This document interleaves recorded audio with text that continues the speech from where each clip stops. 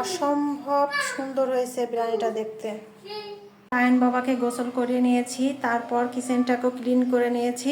আমার দেবরকে আমি খাবার রেডি করে দিয়েছি। হ্যালো এভরিওয়ান, আসসালামু আলাইকুম, welcome back to our channel. কেমন আছেন সবাই? আমরা আলহামদুলিল্লাহ খুব ভালো আছি। আজকে শুক্রবার আর স্পেশাল কিছু হবে না, তা তো হতে পারে না। আজকে আমি বিরিয়ানি করব, তার জন্য এখানে আমি বাসমতি চাল নিয়েছি। বাসমতি চালটাকে ধুয়ে আমি পানি নিংড়ে রেখেছি। আর গতকাল রাতেই আমি চিকেনটাকে ম্যারিনেট করে ফ্রিজে রেখে দিয়েছিলাম, নর্মাল যেটা সেটাতে। এখানে পেঁয়াজ বেরেস্তা করার জন্য পেঁয়াজ কুচি করে নিয়েছি, আর আলু রেখেছি। বিরিয়ানি হবে আর আলু হবে না, এটা তো হতে পারে না, এই জন্য এখানে আলু রেখেছি। আর আপনাদের ভাইয়ের জন্য আমি যে সাদা ভাত রান্না করে নিয়েছি, সে পুরাই হচ্ছে বাঙালি, সে রিচ ফুড অতটা পছন্দ করে না, সে হচ্ছে মাছে ভাতে বাঙালি আছে না, সেটাই। তো তার জন্য নর্মাল ভাত রান্না করে নিয়েছি।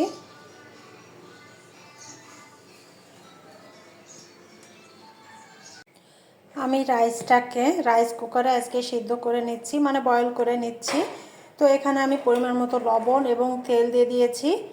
80% মতো যখন সিদ্ধ হবে তখন আমি পানিটাকে ঝরিয়ে নেব।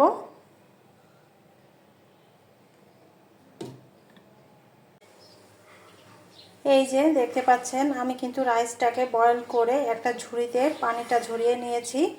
আর এখন আমি চিকেনটাও রান্না করে নেব। আমি এখানে বিরিয়ানির জন্য পেঁয়াজটাকে বেরেস্তা করে নিচ্ছি। বিরিয়ানির আসল স্বাদ কিন্তু পেঁয়াজ বেরেস্তা। আর পেঁয়াজ বেরেস্তা হয়ে গেলে আপনার বিরিয়ানি রান্নার প্রায় 40% কাজ শেষ হয়ে যায়। আমি অর্ধেক পরিমাণে বেরেস্তা তুলে রাখবো, আর বাকি অর্ধেকের মধ্যে আমি মাংসটাকে রান্না করে নেব।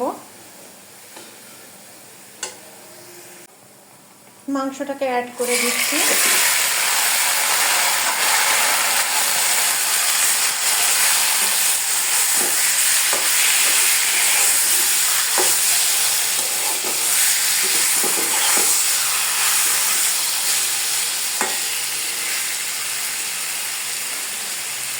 আমার আলুটা ভেজে নিতে মনে নেই, তো সমস্যা নেই, নিজেরাই তো খাবো। আমি আলুটাও মাংসের ভিতরে একসঙ্গে রান্না করে নেব। আর আজকের বিরিয়ানিটা আমি মশলা যতটা কম পারি ততটাই কম দিয়ে রান্না করব, কারণ আমার দেবর ও এই ধরনের খাবার পছন্দ করে না। ওরা ভাই দুইটাই একই রকম, ওরা এই ধরনের খাবার পছন্দ করে না। তার জন্য আমি এখন চেষ্টা করব যে যতটা কম মশলায় আজকের বিরিয়ানিটা রান্না করা যায়। আমার মাংস রান্নাটা হয়ে গেছে, আমি অফ ক্যামেরাতেই রান্না করে নিয়েছি। মাশাআল্লাহ, কালারটা কিন্তু সুন্দর আসছে। আর এখন আমি দমে বসানোর জন্য সব প্রিপারেশান নেব।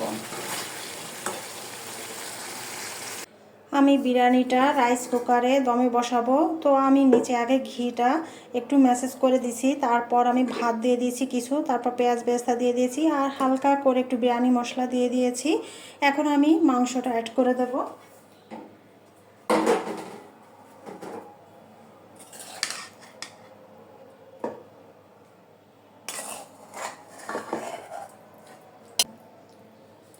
আমার যেহেতু অল্প পরিমাণে, তার জন্য আমি একবারেই দিয়ে দিচ্ছি। আর যাদের অনেক বেশি মাংস এবং ভাতের পরিমাণটা অনেক বেশি থাকে, তারা অনেকগুলো লেয়ার করে দিতে পারেন, সেক্ষেত্রে ভালোই হয়, কিন্তু আমার দেওয়ার প্রয়োজন নেই।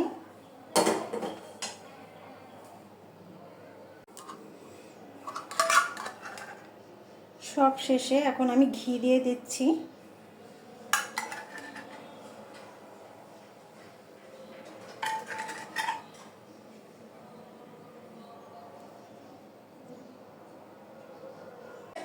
আমি কিন্তু বিরিয়ানিটা দমে বসিয়ে দিয়েছি, আর এই জায়গাটা একটা চিল করে দিয়েছি, এটা টিস্যু দিয়ে আমি বন্ধ করে দিয়েছি যাতে বাতাসটা বের না হতে পারে। আর এভাবে আমি আধা ঘন্টা রেখে দেবো। রান্নাবান্না শেষ করে আয়ন বাবাকে গোসল করিয়ে নিয়েছি, তারপর কিচেনটাকেও ক্লিন করে নিয়েছি। আর থালা বাসন ধুয়ে আমি ঝুড়িটাতে পানি ঝরাতে দিয়েছি। চলুন এখন শেয়ার করি আমার বিরিয়ানির ফাইনাল লুক। এই তো আমার বিরিয়ানির ফাইনাল লুক। উপরে তো দেখতে অনেক সুন্দর হয়েছে। মাশাআল্লাহ মাশাআল্লাহ, খুব সুন্দর হয়েছে আমার বিরিয়ানিটা। আমি ঠিক যেমনটা চেয়েছি ঠিক তেমনই হয়েছে। আর আমি খুব অল্প মশলাই আজকে বিরিয়ানিটা করেছি, কারণ আমার দেবর এবং আমার হাজব্যান্ড দুজনেরই একই অবস্থা, ওরা এই ধরনের খাবার অতটা পছন্দ করে না। তার জন্য আমি চেষ্টা করেছি একটু অল্প মশলায় রান্না করতে, কিন্তু বিরিয়ানিটা কিন্তু অসাধারণ হয়েছে দেখতে। জানি না খেতে কেমন হবে, আশা করছি খেতেও ভালো হবে। এই যে অসম্ভব সুন্দর হয়েছে বিরিয়ানিটা দেখতে।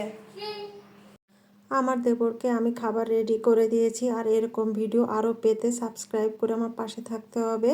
আল্লাহ হাফেজ, আসসালামু আলাইকুম।